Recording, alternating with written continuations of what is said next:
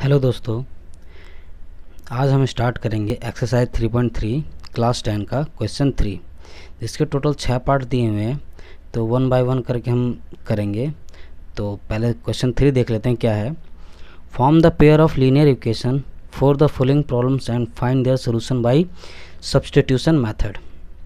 ये कह रहा है कि जो वन बाय वन करके जो हमारे क्वेश्चंस आएंगे उनके पेयर ऑफ लीनियर इक्वेशन बनाने हैं और सब्स्टिट्यूशन मेथड से उसका सॉल्यूशन निकालना है। तो पहला क्वेश्चन हम लेते हैं। पहला क्वेश्चन क्या दिया हुआ है, the difference between two numbers is 26 and one number is 3 time the other, find them. पहले क्या कह रहा है कि कोई दो नंबर है, ठीक है, उन दो नंबर का जो डिफरेंस है वो 26 है। कोई भी दो नंबर हो सकता है, उनके बीच का जो अंतर है डिफरेंस वो 26 नंबर का है, और उनमें से जो एक नंबर है वो दूसरे से 3 गुना बड़ा है। तो वो ऐसे दोनों नंबर निकालने हैं हमें।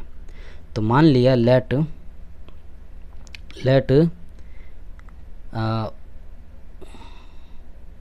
First number is x। मान लिया उनमें से कोई एक नंबर x है, एंड द सेकंड नंबर इनमें से y है।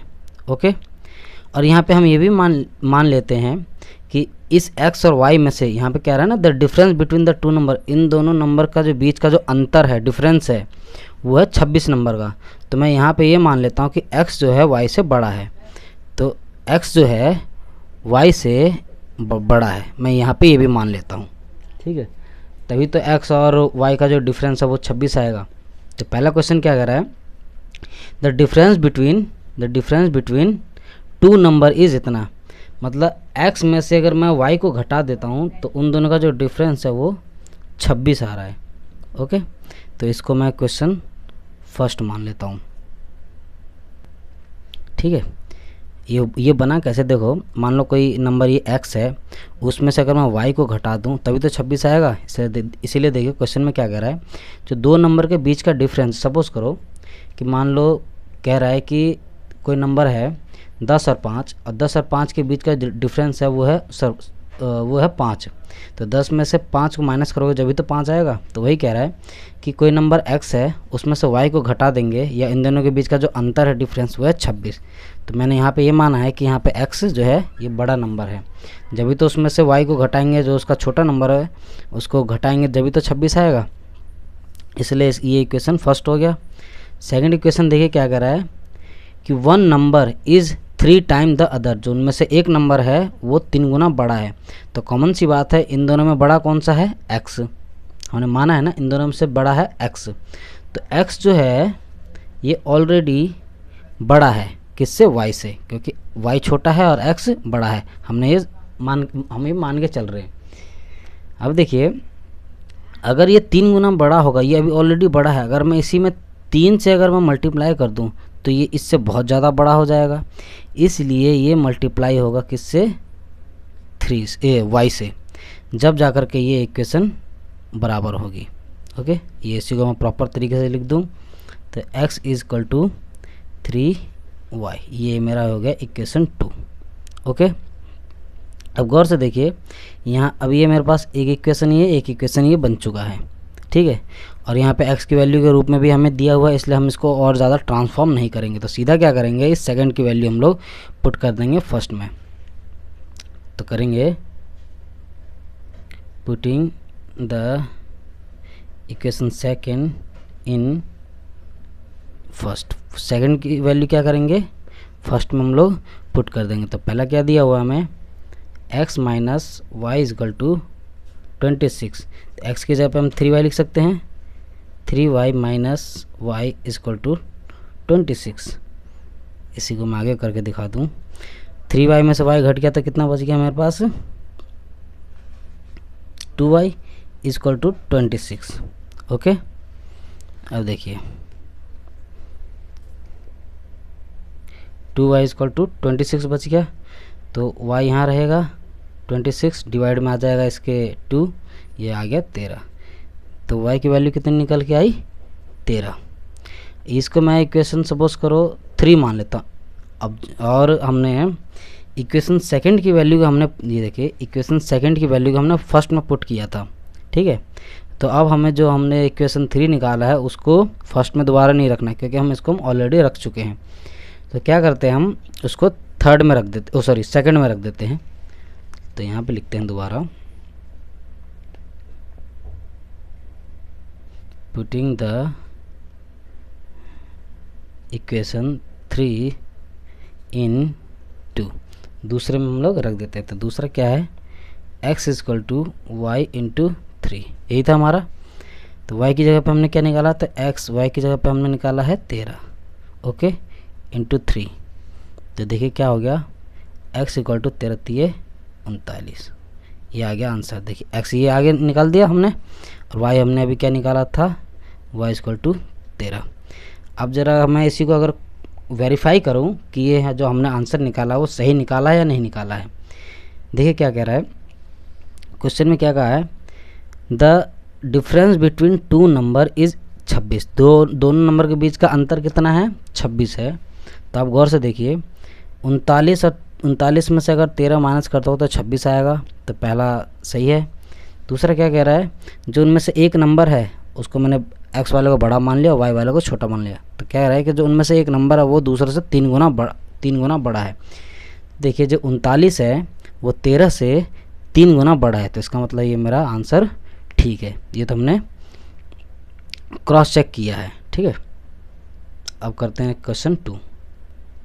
अब दोस्तों स्टार्ट करते हैं हम लोग सेकंड क्वेश्चन। सेकंड क्वेश्चन क्या कह रहा है, the larger of to supplementary angles exceeds the smaller by 18 degree, find them.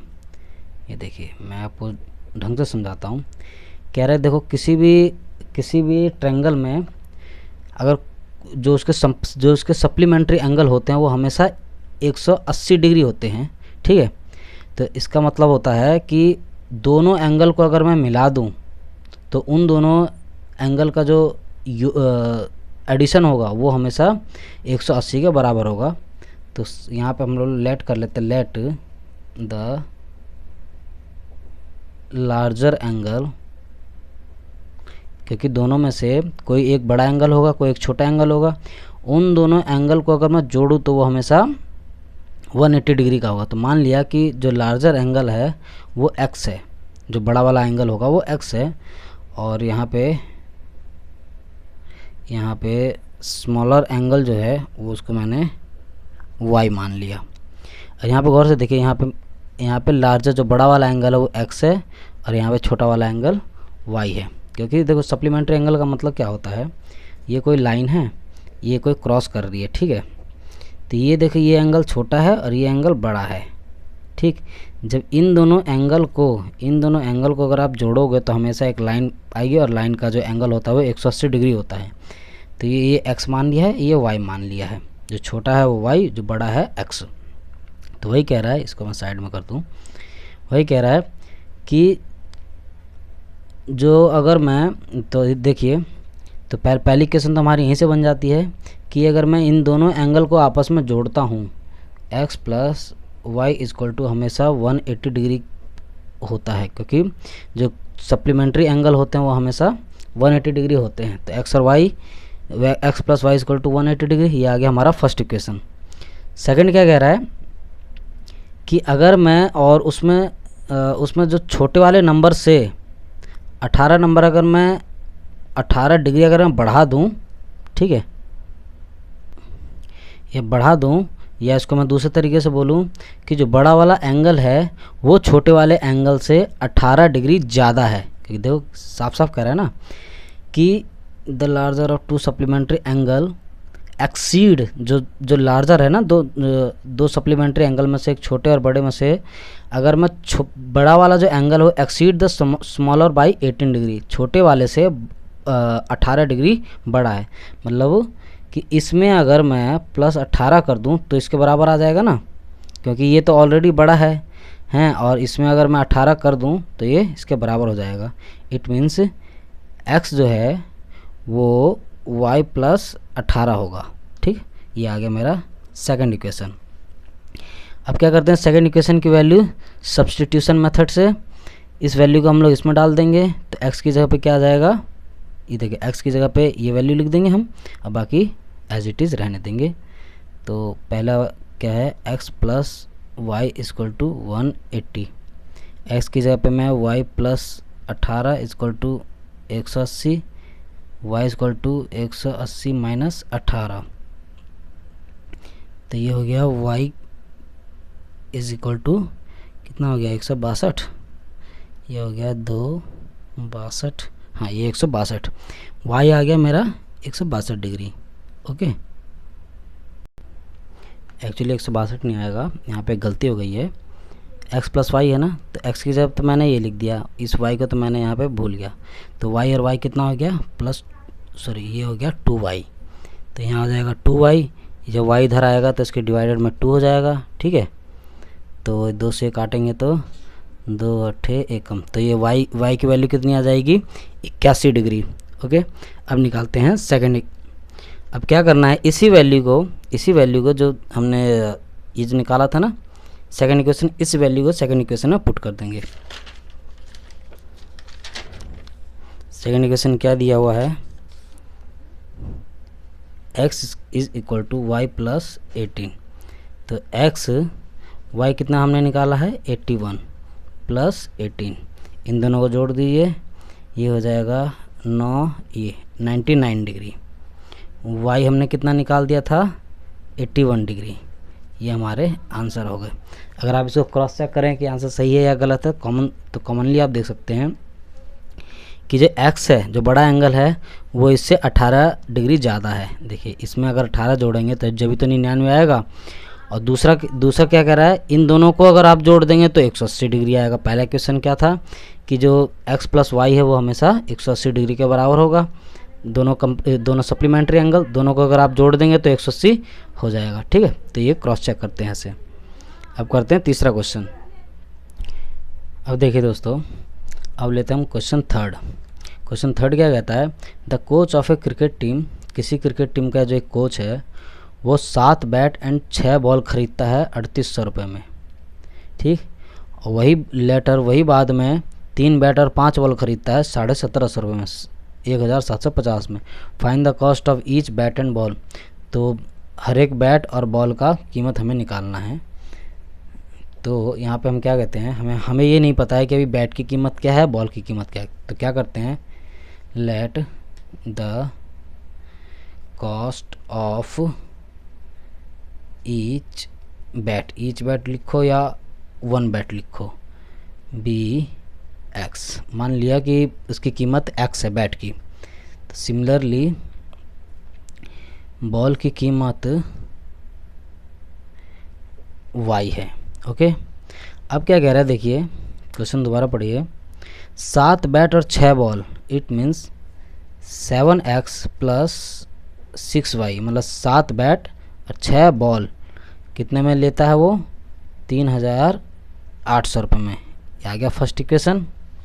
Second कह रहा है कि दूसरी बार वो क्या कहता है कि 3 बैट और 5 बॉल लेता है 1750 रुपये में, तो 3x प्लस 5y लेता है 1750 रुपये में। ये आ गया ना सेकंड इक्वेशन। ये हमारे दो पेयर आ गए, सॉरी एक पेयर आ गया हमारा लीनियर इक्वेशन का। अब इसको हम लोग ट्रांसफॉर्म करके x या y की वैल्यू निकालते हैं। तो मैं सेकंड वाले को ट्रांसफॉर्म करता हूँ, तो देखिए 3x plus 5y equal to इतना, x यहाँ छोड़ देता हूँ, बाकी चीज़ें उधर शिफ्ट कर देते हैं।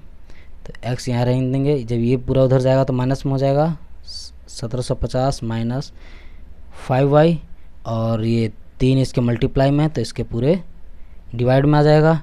इसको मैं इक्वेशन 3 मान लेता हूँ। इस 3 की वैल्यू को क्या करेंगे, हम पहले वाले में पुट कर देंगे। पहले वाले में कैसे, 7x plus 6y is equal to 3800। Okay, तो x की जगह पे 7 into 1750 minus 5y divided by 3। Okay, और प्लस 6y यहाँ पे है ही, 6y यहाँ पे है, तो इक्वल टू 3800। इसी को सॉल्व करते हैं। ओके, इसी को हम लोग सॉल्व करते हैं। तो ये हो जाएगा हमारा ये हो जाएगा 7, ये हो जाएगा हमारा। अब देखिए, इस 7 से अगर मैं 1750 को मल्टीप्लाई करूँगा तो इतना आएगा 12,250 माइनस फिर 7 को मैं 5y से मल्टीप्लाई करूँगा तो 7 × 5 = 35y प्लस यहाँ पे 6y दिया हुआ है 3800। ओके, अब देखिए ये फ्रैक्शन के रूप में है और ये फ्रैक्शन के रूप में नहीं है, तो क्या करेंगे, इस 3 को हटाने के लिए हमें एलसीएम लेना पड़ेगा। तो इसके नीचे कुछ नहीं है, तो 3 और 1 का एलसीएम लोगे तो कितना आएगा, 3 ही आएगा।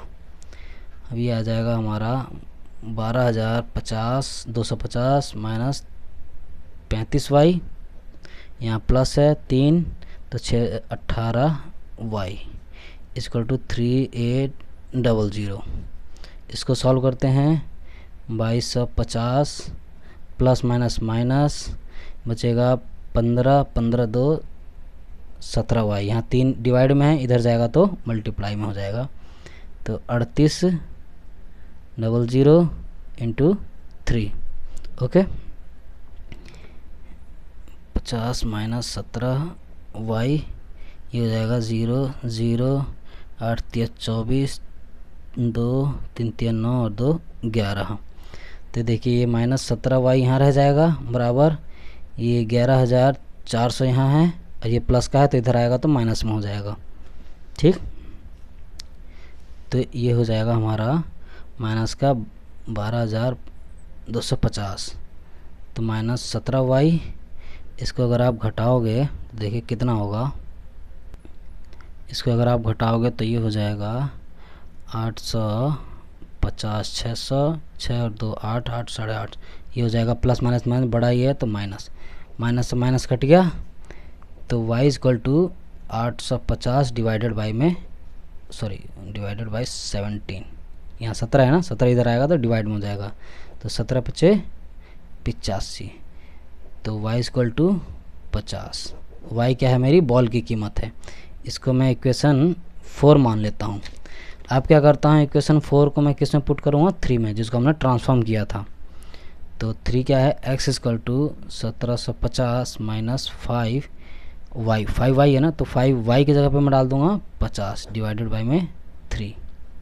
इसी को और आगे सॉल्व करते हैं। 1750 माइनस 5 × 5 = 25 250 डिवाइडेड बाई 3 और सॉल्व करते हैं इसको आगे हम। तो x = ये बचेगा मेरे पास 15, 17.5 में से 250 घटा दोगे 250 घटाओगे तो 1500 डिवाइड बाई 3, ये आ गया 500। तो x की वैल्यू कितनी आ गई, 500, और y कितना हमने निकाला था, 50। मतलब बैट की कीमत आ गई 500 और बॉल की कीमत आ गई 50। ठीक है दोस्तों, ये हो गया हमारा आंसर। दोस्तों अब हम स्टार्ट करेंगे क्वेश्चन 4। इसका फोर्थ पार्ट क्या कहता है, the taxi charges in a city consist of a fix charge together with the charge for a distance covered. मतलब किसी सिटी में जो कोई टैक्सी चलती है ना, उसमें जो उसका जो किराया आता है, उसका 2 तरह का किराया होता है। जो किराया हम भरते हैं उसके अंदर 2 चार्जेस होते हैं। पहला होता है फिक्स चार्ज, दूसरा होता है कि पर किलोमीटर कितना चार्ज लिया है। ठीक है ना, तो फिक्स चार्ज चाहे आप 1 किलोमीटर जाओ या 10 किलोमीटर जाओ, फिक्स चार्ज बिल्कुल फिक्स रहेगा। और जितने किलोमीटर आप ट्रैवल करोगे उसके हिसाब से पर किलोमीटर चार्जेस अलग होते हैं। ठीक है, तो पहला क्या करा है, for a distance of 10 kilometre, अगर बंदा कोई 10 किलोमीटर जाता है तो वो द चार्जेस पेड इज़ 105 रुपये। अगर कोई बंदा 10 किलोमीटर जाता है तो वो 105 रुपये किराया देता है। और वहीं अगर कोई दूसरा 15 किलोमीटर जाता है तो 155 रुपये किराया देता है। तो हमें ये बताना है कि what are the fix charge and the charges per kilometre. तो उसके फिक्स चार्ज कितना है और पर किलोमीटर का चार्जेस कितना है। अगर हम लोग दोनों निकाल लें तो कह रहा है कि अगर कोई बंदा 25 किलोमीटर जाएगा तो उसको कितना किराया देना पड़ेगा। तो इसमें 2 चीज़ें हैं, मैं आपको यहाँ सॉल्यूशन बताऊँ। हमें इसका नहीं पता कि फ़िक्स चार्ज कितना है और हमें ये भी नहीं पता कि पर किलोमीटर डिस्टेंस का वो कितना रुपये चार्ज करता है, तो उसको हम मान लेंगे। Let the fix charge be x rupees. मान लिया कि उसका जो फिक्स चार्ज है वो एक्स रुपया है। ओके, उसके बाद है charges per kilometre B Y रुपया। मैंने मान लिया कि उसका जो फिक्स चार्ज है वो एक्स रुपये है और उसका जो पर किलोमीटर का जो चार्ज है वो वाई रुपये है। ठीक है, तो पहला देखिए क्या कह रहा है कि अगर कोई 10 किलोमीटर जाता है तो 105 रुपये देता है, मतलब फिक्स तो रहेगा। ओके, प्लस 10 किलोमीटर जब कोई बंदा जाता है तो 10 वाई, मतलब पर किलोमीटर कितना है वाई, तो 10 किलोमीटर गया तो 10 वाई हो गया। अब फिक्स चार्ज बिल्कुल फिक्स है, इसमें कोई भी 1 2 3 किसी भी नंबर से मल्टीप्लाई नहीं होगा, क्योंकि फिक्स चार्ज अपना ये फिक्स ही रहेगा।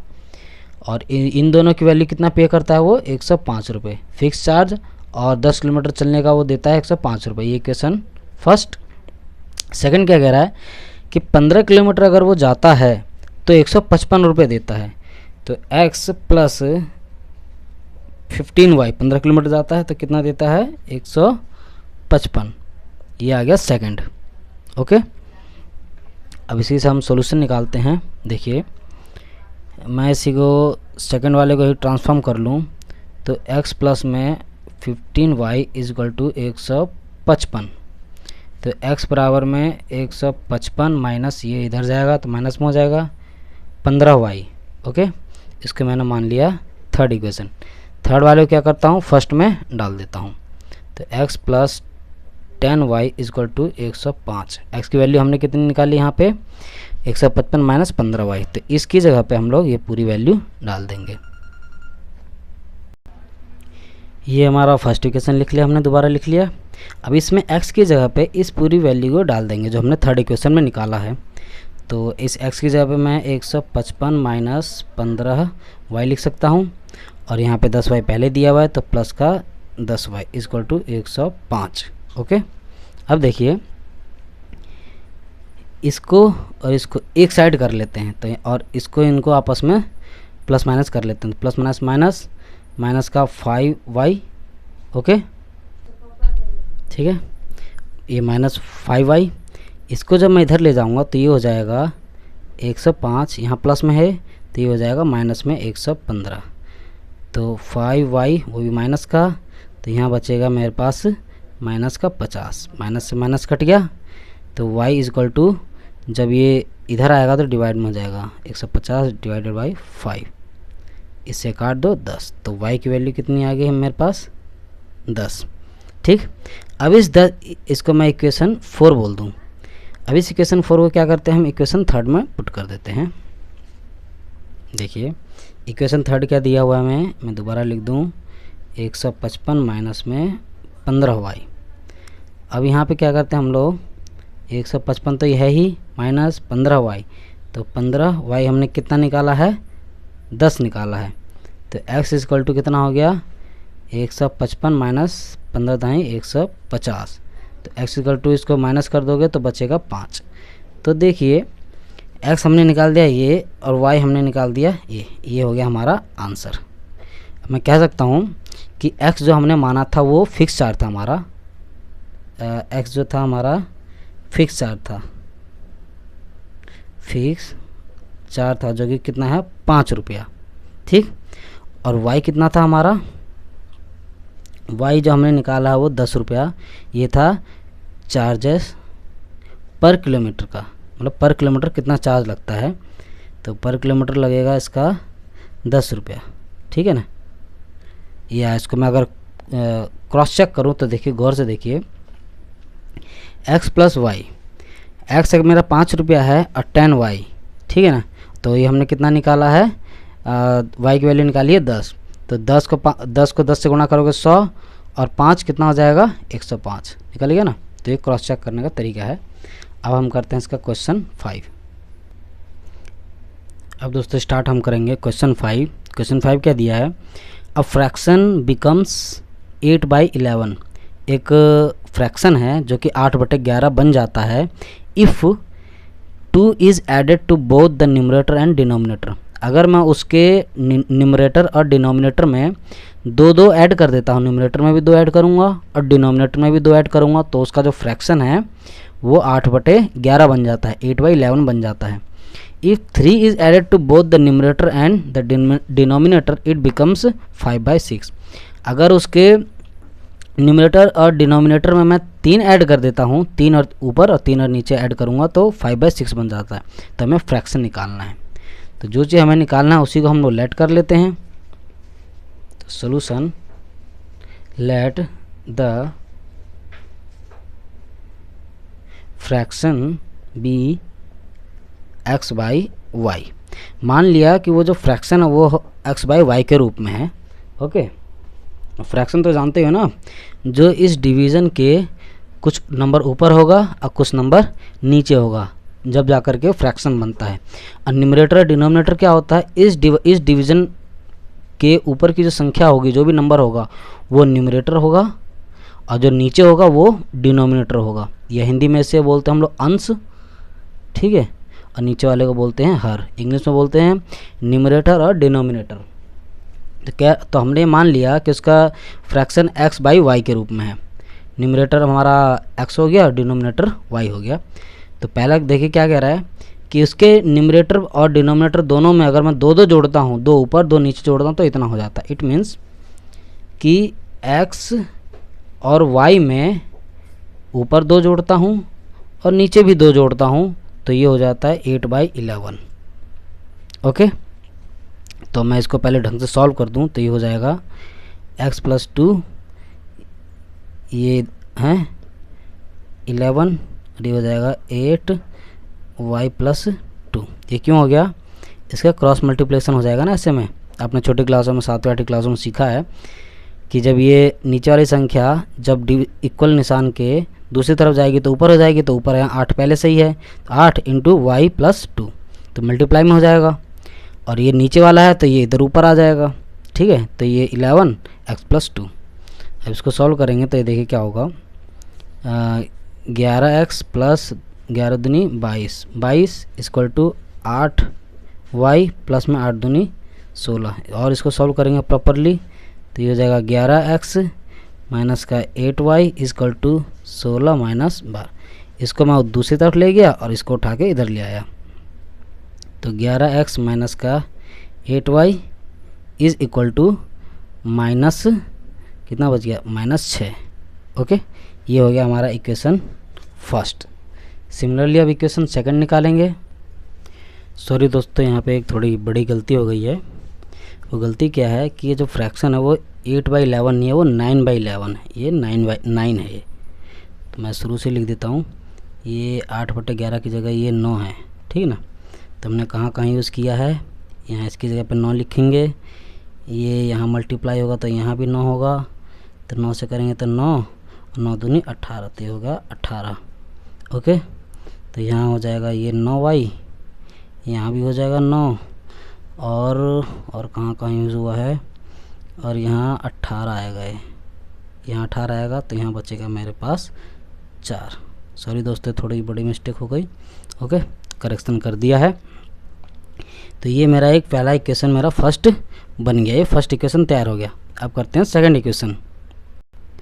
सेकंड इक्वेशन के लिए देखिए कह रहा है कि अगर मैं उसके न्यूमरेटर डिनोमिनेटर में 3 और 3 ऐड करता हूँ तो 5/6 हो जाता है। इट मीन्स न्यूमरेटर में 3 ऐड करता हूँ और डिनोमिनेटर में 3 ऐड करता हूँ तो वो 5/6 हो जाता है, यही कह रहा है। देखिए अब इसको सॉल्व करते हैं। ये क्रॉस मल्टीप्लिकेशन हो जाएगा, तो हो जाएगा 6x + 3 = 5y + 3, ठीक। इसको मल्टीप्लाई कर देते हैं, ये हो जाएगा 6x + 6 * 18, ये हो जाएगा 5y + 5 * 15। ओके, प्रॉपरली रीअरेंज करते हैं इसको, तो 6x - 5y = 15, ये इधर जाएगा तो माइनस का 18, तो हो जाएगा 6x - 5y = -3। ये हो गया मेरा सेकंड इक्वेशन। ओके, मैं क्या करता हूँ, इसे सेकंड इक्वेशन को ही मैं कन्वर्ट कर लेता हूँ x और y के टर्म में। तो देखिए 6x minus 5y is equal to -3 है। इसी को मैं x के रूप में कैसे कन्वर्ट करूँगा, -3, ये माइनस का है तो इधर जाएगा तो प्लस का 5y, और ये 6 मल्टीप्लाई में है तो डिवीज़न में आ जाएगा 6। ये हमने इक्वेशन 3 बना लिया है। ओके, अब इसी 3 इक्वेशन को हम किस में डालेंगे, पहले वाले इक्वेशन में डालेंगे, फर्स्ट में। तो मैंने फर्स्ट इक्वेशन यहाँ लिख लिया है। अब इस वैल्यू को हम लोग में इसको डालेंगे फर्स्ट वाले इक्वेशन में। तो फर्स्ट इक्वेशन में हम x की जगह पे ये पुट कर देंगे तो देखिए क्या आ जाएगा, 11 इंटू ये लिखेंगे पूरा -3 प्लस 5y इजक्वल टू 6 और फिर -9y इजक्वल टू -4। इसको प्रॉपरली सॉल्व करते हैं तो इसको सॉल्व करेंगे तो ये हो जाएगा -33 plus 11 × 5 = 55y divided by 6 minus 9y is equal to -4। अब इसको एलसीएम ले लेंगे हम लोग,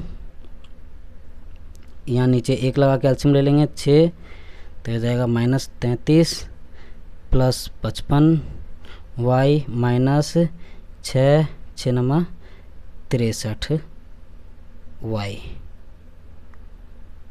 6 × 54 सॉरी 6 × 54y हो गया, और यहाँ आ गया हमारे पास -4। अब इसको और सॉल्व करेंगे प्रॉपरली, माइनस है, माइनस से माइनस माइनस प्लस, तो प्लस 55y तो है ही, माइनस का निशान रहेगा, 4 3 7 5 3 8 87 इक्वल टू -4। ये इधर जाएगा तो मल्टीप्लाई में हो जाएगा, तो मैं डायरेक्ट ले देता हूँ 6 × 24।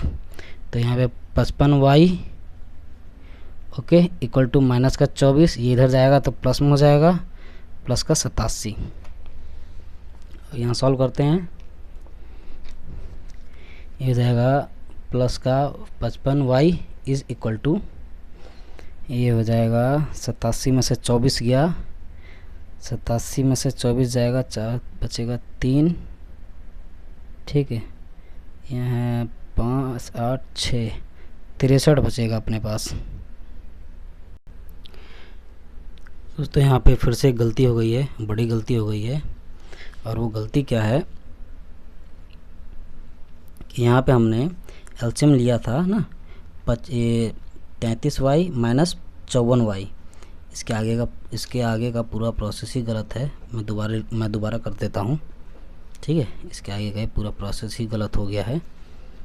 तो देखिए -33 प्लस 55y माइनस 54y, तो -33 प्लस माइनस माइनस, तो यहाँ पे 1y बचेगा, तो यहाँ मैं लिख दूँ -33 प्लस का 1y इज़ इक्वल टू -4, तो यहाँ था ही, और जो डिवाइड में 6 था वो यहाँ के मल्टीप्लाई हो जाएगा, तो 1y is equal to 6 × 24 minus का 24, ये माइनस है इधर आ जाएगा तो प्लस में 33।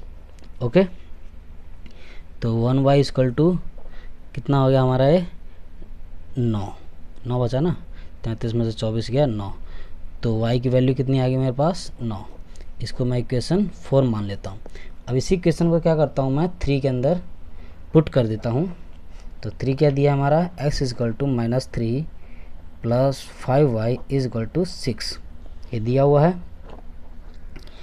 अब मैं इसको -3 प्लस 5y कितना दिया है 9 डिवाइडेड बाई 6, -3 9 × 5 = 45 डिवाइडेड बाई 6, तो ये हो गया प्लस माइनस माइनस, तो 42/6 6 7 42, तो x की वैल्यू कितनी आ गई 42। ये आ गया मेरा x और ये आ गया मेरा y इक्वल टू 9, ये हो गया मेरे आंसर। ओके, अब करते हैं इस क्वेश्चन का लास्ट पार्ट, छठा। अब इस क्वेश्चन का लास्ट पार्ट है, छठा पार्ट। क्या कह रहा है, 5 year hence मतलब 5 साल बाद the age of Jacob will be 3 times that of his son. 5 साल बाद जैकब की जो उम्र है वो उसके बेटे से कितना टाइम, ये विल बी 3 टाइम 3 गुना ज़्यादा होगी आने वाले टाइम, जो आने वाला 5 साल होगा ना, आने वाले 5 साल में उसके बेटे की जो उम्र होगी वो तीन उसके बेटे की उम्र से 3 गुनी ज़्यादा होगी उसके बाप की उम्र जैकब की। 5 ईयर अगो, 5 साल पहले, अगर हम 5 साल पहले की बात करें तो Jacob age was 7 time of his son. 7 साल पहले उसके बेटे की उसके जैकब की उम्र उसके बेटे से 7 गुना ज़्यादा थी। तो what are their present age, तो उसकी अभी वर्तमान में उसकी प्रेजेंट एज कितनी होगी। ठीक है, तो इसका सॉल्यूशन देखते हैं हम। सॉल्यूशन होगा इसका, देखो कह रहा है कि 5 साल बाद, मतलब 5 ईयर लेटर, 5 ईयर्स लेटर, 5 साल बाद क्या होगी। मान लो जैकब की एज, लेट जैकब्स एज मान लो लेट जैकब एज, मतलब जैकब की जो प्रेजेंट एज है, Jacob present age be x years. मान लिया जैकब की जो प्रेजेंट में जो उम्र है उसकी एक्स है और हिज सन की, और उसके सन की जो है वो वाई ईयर्स है। ठीक है ना। 5 साल बाद कितनी होगी, तो उसके 5 साल बाद होगी जैकब की तो होगी x+5 और उसके बेटे की होगी y+5। लेकिन गौर से देखिए अभी भी उसका बाप बड़ा है, बेटे से बाप उसका 5 साल पहले भी 5 साल बाद बड़ा होगा, लेकिन कितना बड़ा होगा, 3 टाइम, 3 गुना बड़ा होगा। तो अगर मैं इस बेटे, अभी ऑलरेडी बड़ा है, अगर इसमें मैं 7 से मल्टीप्लाई कर दूं, गुना है ना, 7 गुना बड़ा है, तो अगर 7 से मल्टीप्लाई करूँगा तो और भी ज़्यादा बड़ा हो जाएगा। इसलिए इसमें मल्टीप्लाई नहीं करेंगे, मल्टीप्लाई करेंगे हम उसके बेटे की एज में, तभी तो जाकर के वो दोनों बराबर होंगे, तभी तो इक्वेशन बनेगी। ओके, इसको सॉल्व करते हैं। तो 7 मैं उसके बेटे के उम्र में मल्टीप्लाई कर दूंगा, तो ये हो जाएगा x+5 = 7y, 7×5 = 35। तो x - 7y = 35, ये 5 इधर आ जाएगा, माइनस का 5, तो x - 7y = कितना हो गया, 30। ये हो गया मेरा फर्स्ट इक्वेशन। सेकंड इक्वेशन कैसे बनेगा, सेकंड इक्वेशन कह रहा है कि 5 साल पहले 7 गुना थी, तो 5 ईयर्स अगो कितनी होगी, बाप की होगी x माइनस जो अभी प्रेजेंट एज है ना, प्रेजेंट एज में से 5 माइनस कर दो, क्योंकि 5 साल पहले की बात कर रहा है। तो सिमिलरली उसके बेटे में भी 5 साल माइनस होगा। अब गौर से देखिए, अब कह रहा है कि 5 साल पहले इसकी जो उम्र है वो 7 गुना बड़ी थी। अगर मैं 7 इसमें मल्टीप्लाई करूँगा, दोस्तों फिर से गलती हो गई, आज पता नहीं कितनी गलती क्यों हो रही है।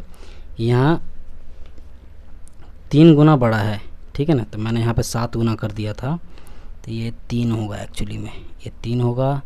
तो यहाँ भी 3 आ जाएगा, यहाँ भी 3 आ जाएगा, और यहाँ भी 3 आ जाएगा। यहाँ 3 होगा तो होगा 5 या 15, ये हो जाएगा 15, ये 15 होगा, तो 5 इधर आ जाएगा, ये होगा ना 15, ये 5 इधर आ जाएगा माइनस में, तो ये बचेगा 10। ठीक है दोस्तों, ये बचेगा 10। आज गलती बहुत ज़्यादा हो रही है, पता नहीं क्यों।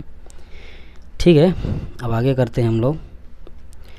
ये इक्वेशन फर्स्ट है। सेकंड में देखिए 7 गुना अगर मैं इसमें मल्टीप्लाई करूँगा तो वो और बड़ा हो जाएगा, तो इसलिए 7 गुना इसमें नहीं करना, उसके बेटे में मल्टीप्लाई करना है। तो ये x - 5 = 7y - 7×5 = 35।